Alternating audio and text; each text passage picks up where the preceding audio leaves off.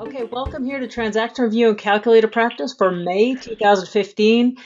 Tonight, we have a privilege to review a deal that one of our members, Anthony Wheaton, has been working on. Okay, great. So, when we talked first last month, can you just sort of catch us up on the big story? Is this still the story? Your friend who's a real estate investor? Yeah, so let me see here. His partner recently finished single family. Okay. Yeah, so basically this gentleman and a partner bought a house in the city of Santa Ana, and it was a tear down. So Uh-huh. they pretty much demolished the property and they built a brand new one in its place. They replaced it with a two-story, five-bedroom, three-bath, 3,000 plus square foot home, and they designed it in such a way that it could really be used as a duplex. So there's a kitchen downstairs, and then they installed plumbing and electrical upstairs, so that if somebody bought it, they could easily install a kitchen upstairs as well. And there's also, I guess they designed there's a wall downstairs that could be a part of it that could be easily be removed, and another door could be installed there that would allow a separate entryway for the top unit. So ultimately, these guys are rehabbers, and I think I met this gentleman at a RIA meeting, and Real I got estate to know him a investment. little bit. Just for those who might not know, it's a real estate investment club. So that's you get out and you're meeting the people that are active in the business when you're drumming up note business, right? Yeah, right. So, kind of big part of our job as investors is to get out there and meet people all the time, and expose ourselves to opportunities. Right. So that's kind of how this came about. And anyway, I was talking to him initially about what he did. He told me, and then he told me that he had this project going on. So when he told me about it, I thought it was kind of interesting, because I saw an opportunity to maybe work with him by offering or helping him to offer some creative financing on his property in order to move it. So can everybody see my screen? Yeah, I can Can you see you see my now. screen? I can see it. Okay, so I put together this spreadsheet as really a tool for myself to be able to just kind of pencil out numbers really quickly. Um, So let's so go over each one. This is great.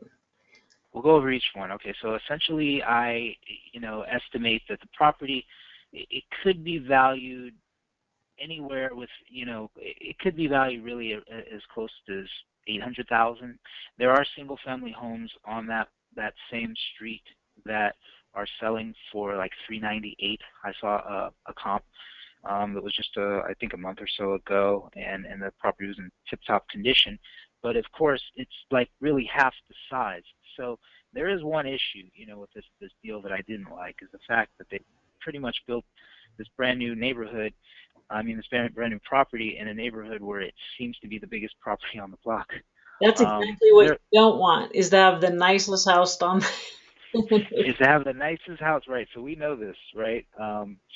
He is kind of, I guess he's an engineer by trade, but he's come over to the real estate investing space, and he also has other businesses, both domestic and internationally.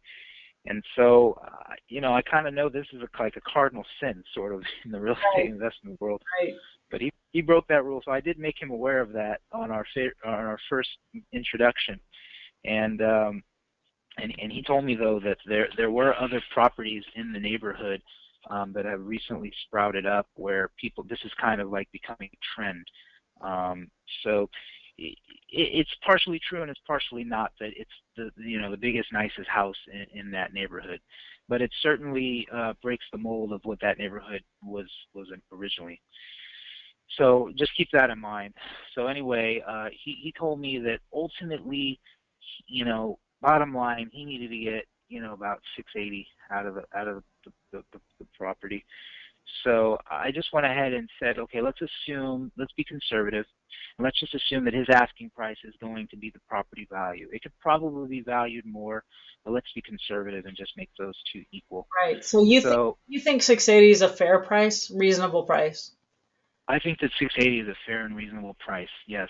Okay, Seeing as though, there are other houses in the neighborhood that are comping for, almost $400,000, and they're like half the size of this property. gotcha. And plus, this is brand new construction. These are the other ones are existing homes that Right. built in maybe the 50s and 60s.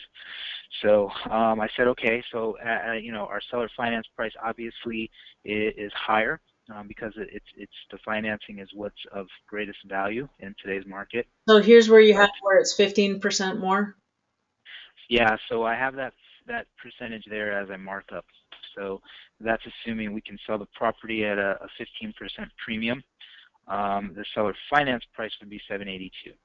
And it's kind of like really the same discussion that people have when they talk about, the finance price versus the cash price and whatnot. So Right. the seller finance price typically is higher than the same property that you have to go to the bank and get a loan for. So Right.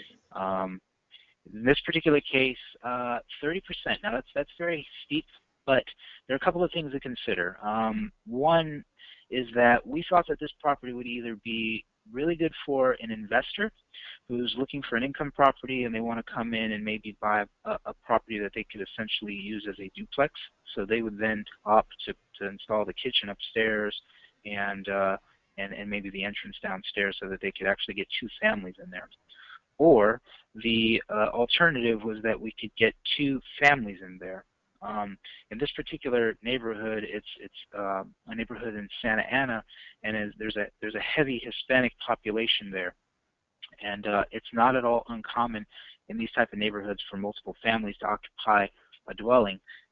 Sometimes you'll have like parents, and then their younger kids will maybe be newlyweds, and they have a young family, and so they'll have one unit, and the parents will have another unit. So this isn't uncommon. So we figured if two families were sort of combining resources, they could probably swing 30% down. I told him, I said, this is a little bit ambitious, so just keep that in mind. I would say certainly let's require 20% down, because Right. we definitely want to make sure that our borrowers are invested, have skin in the game, and that they're not going to just walk away from this thing if they get into a little bit of trouble financially. I said, but let's assume that what you want, let's assume that we can get 30% down. So that would obviously be $234,600. The balance is 547.4. Okay. Now when I mocked this up, I did two different scenarios. Okay. So this scenario that I'm going over is only for assuming that he's going to carry back a first trust deed.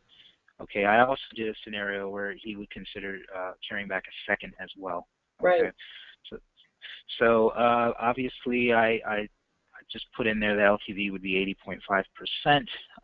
The loan term would be 30 years.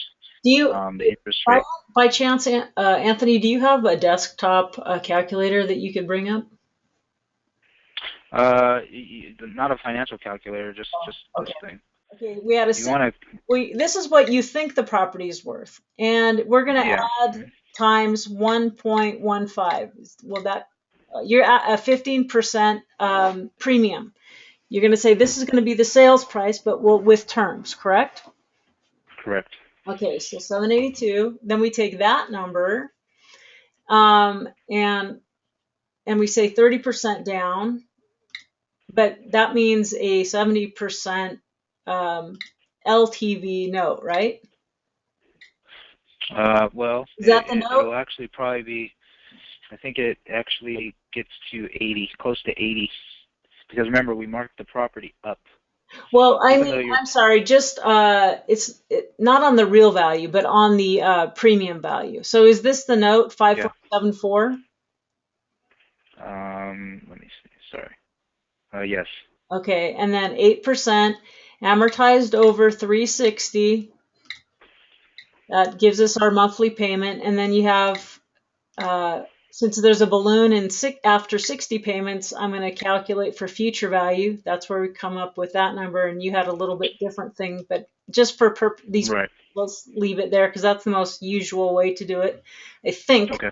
at least in my world. And Yeah, I agree. I agree. but anyway, so then you're saying I can buy the note for